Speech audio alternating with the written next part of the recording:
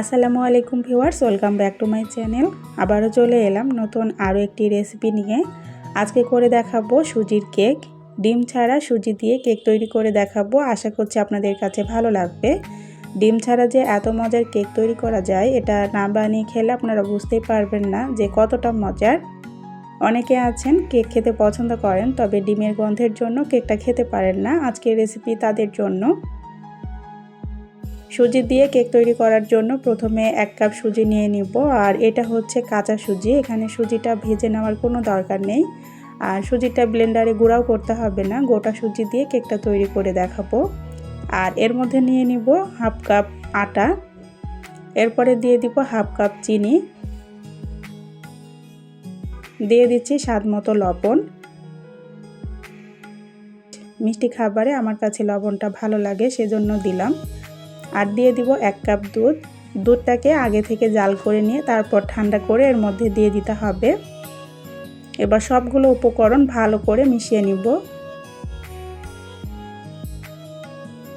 চিনিটা যতক্ষণ পর্যন্ত গলে না যায়, ঠিক ততক্ষণ পর্যন্ত এগুলোকে ভালো করে ফেটিয়ে নিতে হবে। 3 থেকে 4 মিনিট এটাকে ভালো করে ফেটিয়ে নিতে হবে। এটা যখন ফেটিয়ে নেওয়া হয়ে যাবে, একটা ঢাকনা দিয়ে আমি 10 মিনিট রেস্টে রেখে দিব। ডিম ছাড়া যে এত মজার কেক তৈরি করা যায়, এটা না বানিয়ে খেলে আপনারা বুঝতেই পারবেন না যে কতটা মজার। কেক বানানোর জন্য একটা মোল্ড নিয়েছি, আর এর মধ্যে আমি তেল ব্রাশ করে দিয়েছি। একটা কাগজ কেটে নিয়েছি, এটা হচ্ছে নর্মাল লেখালেখির কাগজ। এটার মাপ করে তারপর আমি কেটে নিয়েছি, এর মধ্যে দিয়ে দিব। আর চারি সাইড দিয়েও আমি কাগজ দিয়ে দিব। এতে করে কেকটা পুড়ে যাবে না আর খুব সহজে উঠানো যাবে। ফিরে এলাম 10 মিনিট পর, আর এই তো দেখতেই পাচ্ছেন সুজিটা ফুলে ডবল হয়ে গেছে। এর মধ্যে দিয়ে দিব 1/2 কাপ তেল। যে কাপ মেপে আমি সুজি নিয়েছি সেই কাপেরই 1/2 কাপ তেল দিয়ে দিব। আর দিয়ে দিব 1/2 চা চামচ বেকিং পাউডার, আর হচ্ছে 1/2 চা চামচ বেকিং সোডা। এবার সবগুলো উপকরণ আবারও ভালো করে আমি ফেটিয়ে নিব।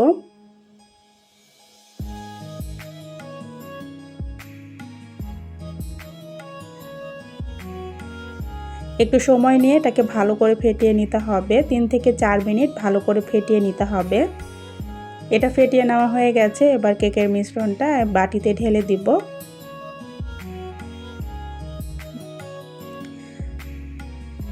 আমি যেভাবে কেকটা তৈরি করে নিচ্ছি, আপনারাও যদি একই নিয়মে এভাবে কেকটা তৈরি করে নেন, তাহলে দেখবেন আপনাদের কেকটাও অনেক সুন্দর হবে।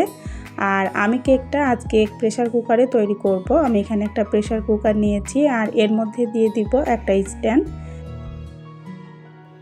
স্ট্যান্ডের মধ্যে আমি কেকের মোল্ডটা বসিয়ে দিব, আর এটা মাঝখানে সেট করে দিব। প্রেসার কুকারটা ফ্রি হিট করতে হবে না। কেকের মোল্ডটা ভিতরে দিয়ে তারপর ঢাকনা লাগিয়ে দিব। আর ঢাকনার ওপরের যে সিটিটা আছে এটা খুলে ফেলতে হবে। এবার এটা চুলায় বসিয়ে আমি 40 মিনিট বেক করে নিব। ফিরে এলাম 45 মিনিট পর। আমি 20 মিনিট পর ঢাকনাটা খুলে কেকের মধ্যে কিশমিশ দিয়ে দিয়েছি, এতে করে দেখতে ভালো লাগবে। প্রথম অবস্থায় কিশমিশটা দিলে এটা ভেতরে চলে যাবে, ওপরে থাকবে না। সেজন্য 20 মিনিট পর ঢাকনাটা খুলে আমি কিশমিশটা দিয়ে দিয়েছি, দিয়ে আবারও ঢাকনা লাগিয়ে দিয়েছি। আর 45 মিনিট পর আমি এই তো ঢাকনাটা খুলে দেখাচ্ছি যে কেকটা কেমন হয়েছে। একটা কাঠি দিয়ে আমি চেক করে দেখাচ্ছি। দেখতে পাচ্ছেন কেকটা অনেক সুন্দর হয়েছে, ভেতরে একটুকু কাঁচা নেই। এবার ঠান্ডা করে কেকটাকে উঠিয়ে নিব। কেকটা ঠান্ডা করে নিয়েছি, এবার একটা প্লেটে উঠিয়ে নিয়েছি। কাগজটা উঠিয়ে নিব। দেখতেই পাচ্ছেন মাশাআল্লাহ কেকটা কত সুন্দর হয়েছে, একটুকু পুড়ে যায়নি। আশা করছি আমার আজকের এই সহজ রেসিপিটা আপনাদের কাছে ভালো লেগেছে। আমি যেভাবে কেকটা তৈরি করেছি, আপনারাও একই নিয়মে কেকটা তৈরি করবেন, তাহলে দেখবেন আপনাদের কেকটাও অনেক সুন্দর হয়েছে। এবার কেটে দেখাচ্ছি যে ভেতরে কত সুন্দর হয়েছে।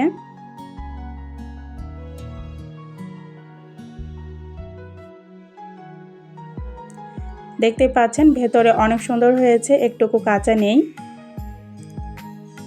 অনেকে আছেন কেক খেতে পছন্দ করেন, তবে ডিমের গন্ধের জন্য কেকটা খেতে পারেন না।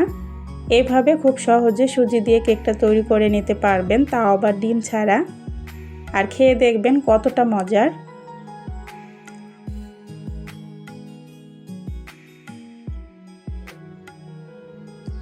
আশা করছি আমার আজকের এই সহজ রেসিপিটা আপনাদের কাছে ভালো লেগেছে।